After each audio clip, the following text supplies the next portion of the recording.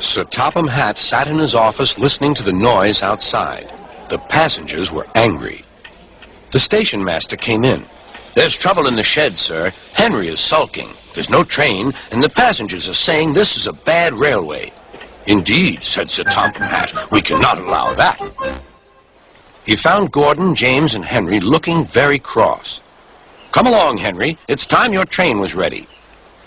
"Henry's not going," said Gordon. "We won't shunt like little tank engines. That was Thomas's job. We're important tender engines. You fetch our coaches and we will pull them. Tender engines don't shunt." "We'll see about that," said Sir Topham Hatt. "No engine on my railway is too important for small jobs."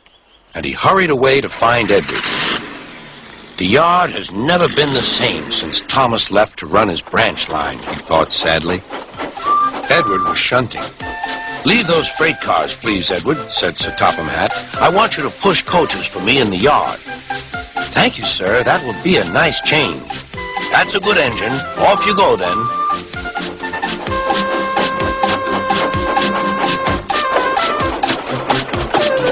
So Edward found coaches for the 3 engines, and that day the trains ran as usual.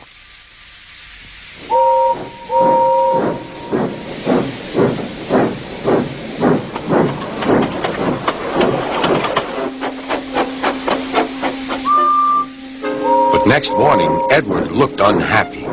Gordon came clanking past, hissing rudely. "Bless me," said Sir Topham Hatt, "what a noise!" "They all hiss me, sir," answered Edward. "They say tender engines don't shunt, and last night they said I have gray wheels. I haven't, have I, sir?" "No, Edward, you have nice blue ones, and I'm proud of you. Tender engines do shunt, but all the same, we do need another tank engine here." He went to a workshop, and they showed him all sorts of engines.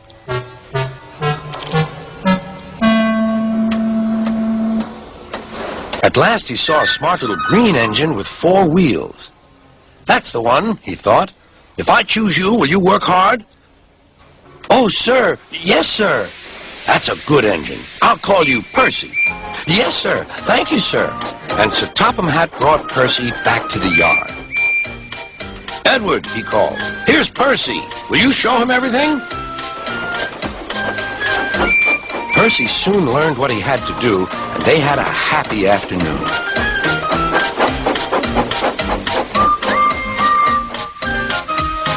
Then Henry came by, hissing as usual.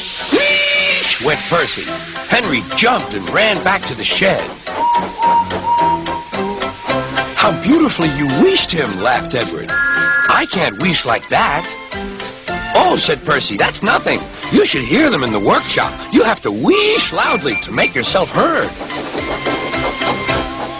Next morning, Thomas arrived. "Sir Topham Hatt sent for me. I expect he wants help," he said to Edward. "Shh, shh, here he comes," replied Edward. "Well done, Thomas. You've been quick. Listen, Henry, Gordon, and James are sulking. They say they won't shunt like little tank engines. So I have shut them up, and I want you both to run the line for a while." "Little tank engines indeed," snorted Thomas. "We'll show them. And Percy will help too." "Oh, sir. Yes, sir. Please, sir," answered Percy.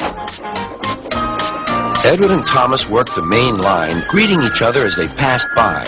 Percy puffed along the branch line. Thomas was anxious about Annie and Clarabelle, but both driver and conductor promised to take care of them. There were fewer trains, but the passengers didn't mind. They knew the 3 other engines were having a lesson. Gordon, James, and Henry were cold, lonely, and miserable. They wished now they hadn't been so silly.